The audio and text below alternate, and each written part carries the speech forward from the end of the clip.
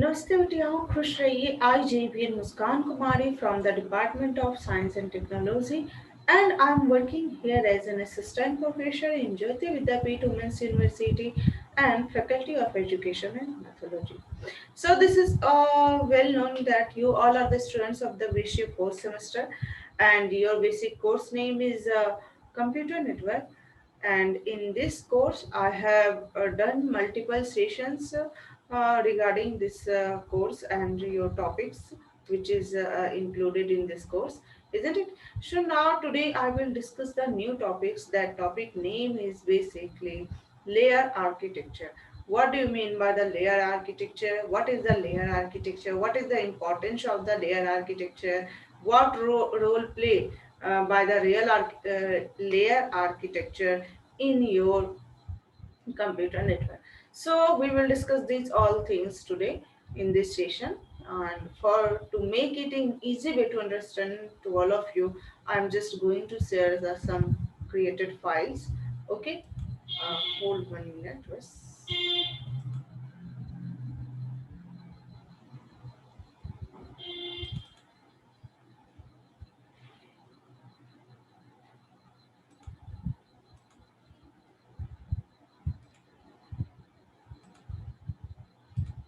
Yes, here. This is the basic layer architecture models. Okay, so now if we talk about this ones, like what is the layer architecture model? Firstly, you can easily understand that the communication subsystem is complex piece of hardware and the software. Whatever the communication system, or if you talk about the subsystem, that is the combination of your hardware and the softwares, isn't it? And that is a complex piece or complex part of your a well organized system. Clearly, early attempts for implementing the software for such subsystem were based on a single complex unstructured program with many interacting components also. Okay, so whenever you are talking about the what implementing the softwares for such the subsystem which were based on your single complex and unstructured formats of program will also interact with all of the components which is over the network. Clear? So the resultant software was very difficult to test and modify. Okay, so to overcome this problem, we the ISO has developed a layered approach, and that layered approach is known as now layer architecture model. In a layered approach, the networking concept is divided into several layers, and each layer is assigned a particular task. Therefore, we can say that networking task depends on the layers. So, what is the main motto of the layer architecture models? I'm just again recall these things, that suppose whenever the communication system, whenever you are establishing the communications, then there may be the two systems, isn't it?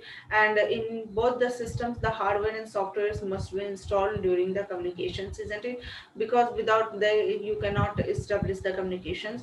And suppose if you would talk about that, the there is a subsystems, you are establishing the communication between the subsystem, that is a part of your hard systems. Then what you will that the subsystem will be complex or single, isn't it? An unstructured form with the many interacting the programs, whatever components are used in the computer networking, isn't it? So the resultant software was very difficult to test. The resultant software is very difficulty to test and modify that your components, whatever the components are you are using, that is related to your the computer network. So to overcome this type of problem, ISO has developed a layer approach. That layer approach is now known as the layered architecture models. In this models, the in this model, mm, the networking concept is basically divided into the multiple layers, and each layers has assigned a particular task to perform. Therefore, we can say the networking task depends on the layer, and the main aim of the layered architecture is what? The main aim of layered architecture is to divide the design into the small pieces, and each lower layer add its service to the higher layer to provide a full set of services to manage the communication and run the applications also. Okay, now it provides modularity and clear interfaces, provides interaction between the subsystems also.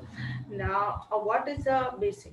It also ensures the independence between layer by providing the services from lower to higher layer without defining how the services are implemented. Therefore, any modification in a layer will not affect the other layer. Any modifications in one layer will not affect the other layers. The number of layer function contents of each layer also vary from the network to network or the layer to layer. Not layer to layer, from network to network, isn't it? That is the basic, the region area, you can say. Okay, the number of layer and function is and content of each layer will vary from the network to network. The main purpose of each layer is to provide the services to from lower level to the upper level, isn't it? The all the layer is associated with one another layer, and the lower layer provides the services to the upper layer, and and also hide the details from the layers, how the services are implemented, isn't it? So now if we talk about one more points, like that the basic elements of the layered architecture are services, protocols, and interface. The basic elements of the layered architecture is what are the services are provided by these all layers, what are the protocols are followed by these all layers during the communications, and what are the interfaces are used by these all the layers, isn't it? So we are defining these three elements again. What is the services? It is the set of the action that a layer provides to the higher level. A protocol, it defines a set of the rules that use the exchange of information with the entity per entity, with the peer entity, isn't it? The rules mainly concern about the contents order of the message used. And if you talk about the interface, then it is a way through which the message is transferred from one layer to another layer. Messages is transferred from one layer to another layer. So that is the basic ideology and the basic working of the interface. And in a uh, layer architecture, and on one machine will have communicate with the layer, and on another machine the rules used in conversation are known as layer protocols. Now what is here saying that, suppose there are n number of layers, then the n number of layers will communicate with the n number of layers what is over that networks, isn't it? And so they are using the some set of the rules and protocols to the set of the rules to communicate with the upper layers, isn't it? That is known as the layer protocols. Clear? So now if you can see here the example, that suppose there are the five layers, one two three four five, and here is also the five layers. Clear? So this is the physical medium who is connecting these two sides of the layers. Okay, so in case of layered architecture, no data is transferred from layer n of one machine to layer n of another machine. It means that what? No data transfer from layer 1 to the layer n to layer n, isn't it? Instead of each layer passes the data to the layer immediately just below it until the lowest layer is reached. They are transferring their data to the lowest below the layer which is associated with that, and until the lowest layer is not reached, then then the data is going to be transferred in a hierarchical way. So, but below layer first is the physical medium through which the actual communication takes place.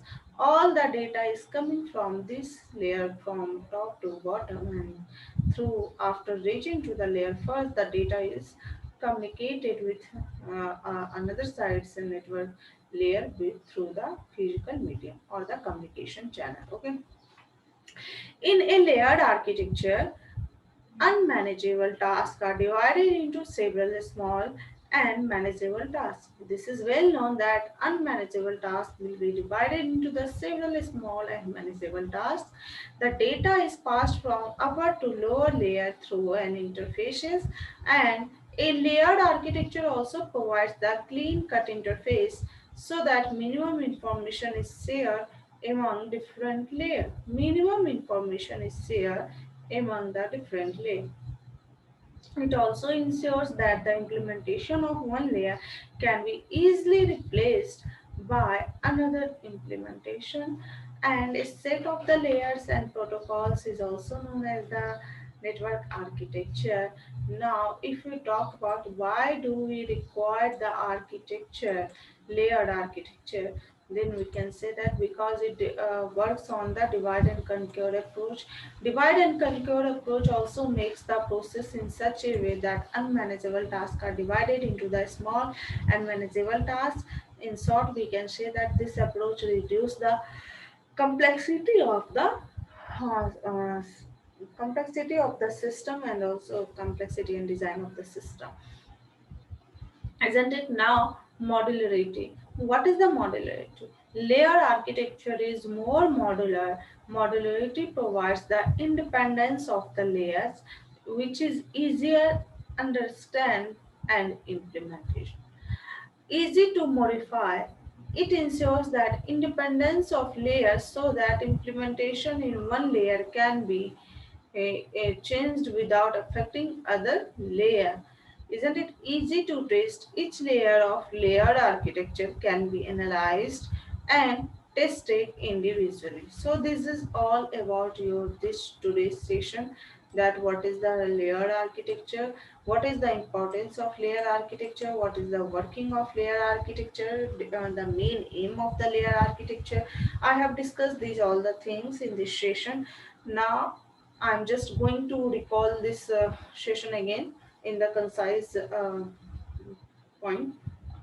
Like layer architecture, this is basically the complex piece of the hardware and software. Early implementing the softwares for subsystem were based on the single complex and unstructured program with many interacting components. And if we talk about the resultant software was very difficult to test and modify also.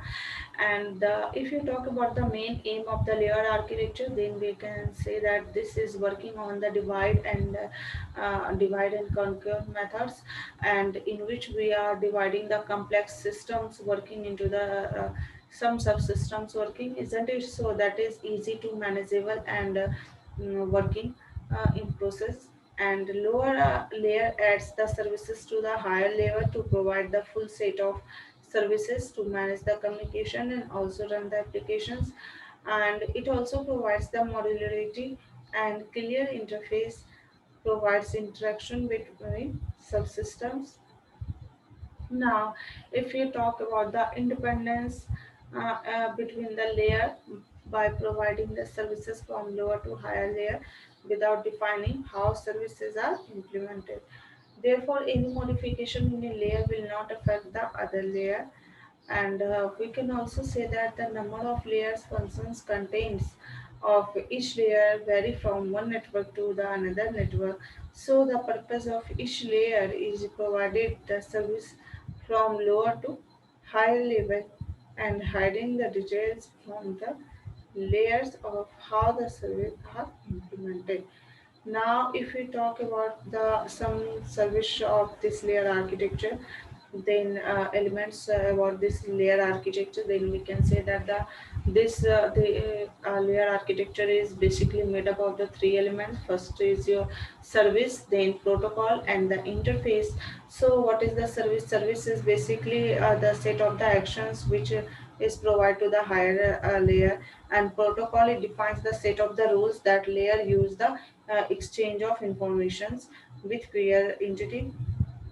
And if you talk about the interface, then it is a way through which the message is transferred from one layer to another layer.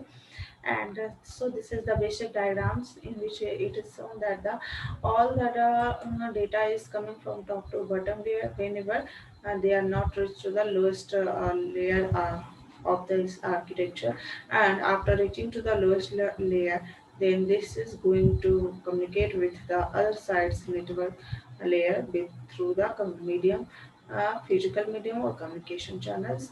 Okay, so if we questions will arise like why do we require layered architecture, then you can define these points. Because it works on the divide and conquer method. It also helps the modularity. It helps to easy to modify and easy to test, isn't it? So this is all about your say today's session. If you have any problems in this session, then please let me know your query regarding this session, through which putting your query into the comment section box, by which I will solve that query in the next section with you, isn't it? And please do also more possible questions which may arises from this session, like what is the importance of modularity in the layered architecture, what is the importance of divide and conquer approach in the layered architecture, what is the main aim of layer architecture, explain this with an example, what are the basic elements of the layer architecture, define this. Then you have to discuss this all the points. Okay, so be prepared for these sessions, and also prepare for the next session which I will discuss in the next time. That topic or session name will be your OSI model. Okay. uh, okay, thank you.